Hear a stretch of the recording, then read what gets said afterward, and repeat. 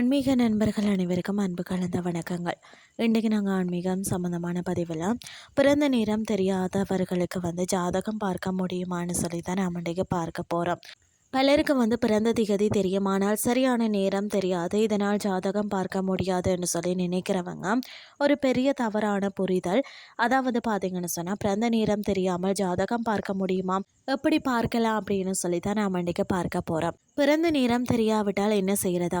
பிறந்த நேரம் தெரியாதவர்களுக்கும் ஜாதகம் பார்க்க பல மாற்று முறைகள் இருக்கிறதா? முதல்ல பிறந்த நேர திருத்தம் என்ற ஒரு முறை இருக்கிறதா. இதில் உங்களுடைய வாழ்க்கையில் நடந்த முக்கிய நிகழ்வுகள், திருமணம், வேலை, விபத்து போன்றவற்றை, உங்கள் குணநலங்கள், குடும்ப சூழல் இவற்றை வச்சு ஜோதிடர் உங்கள் பிறந்த நேரத்தை கணக்கிடுவார். இரண்டாவது பிரசன்ன ஜோதிடம்.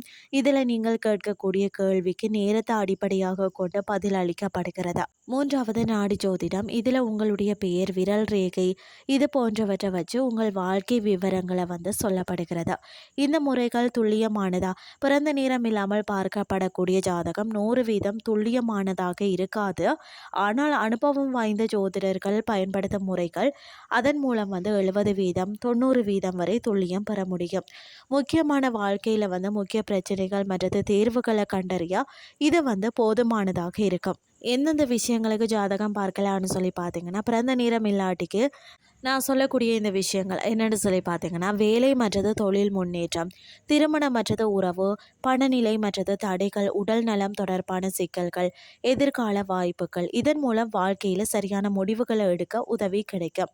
பரிகாரங்கள் பெற முடியுமான்னு சொல்லி பார்த்தீங்கன்னா, ஆமாம், கண்டிப்பாக முடியும். பிறந்த நேரம் தெரியலாட்டிக்கும் கிரக தோஷங்கள் கண்டறியப்படும், அதற்கான பரிகாரங்கள் சொல்லப்படும். அதாவது பூஜை, கோமம், மந்திர ஜபம் இது போன்ற தீர்வுகள் வழங்கப்படும். இந்த பரிகாரங்கள் வாழ்க்கையில் நேர்மறை மாற்றத்தையும் கொண்டு வரும். எப்போது நாம நிபுணர் ஆலோசனை அவசியம் என்று சொல்லி பார்த்தீங்கன்னா, வாழ்க்கையில் தொடர்ந்து தடைகள், எதிலையுமே முன்னேற்றம் இல்லாத நிலை, மன அழுத்தம் மற்றது குழப்பம், முக்கிய முடிவுகள் எடுக்க வேண்டிய நிலை, ஒரு அனுபவம் உள்ள ஜோதிடர் உங்கள் நிலையை புரிஞ்சு கொண்டு சரியான வழிகாட்டுதலை வழங்குவார்.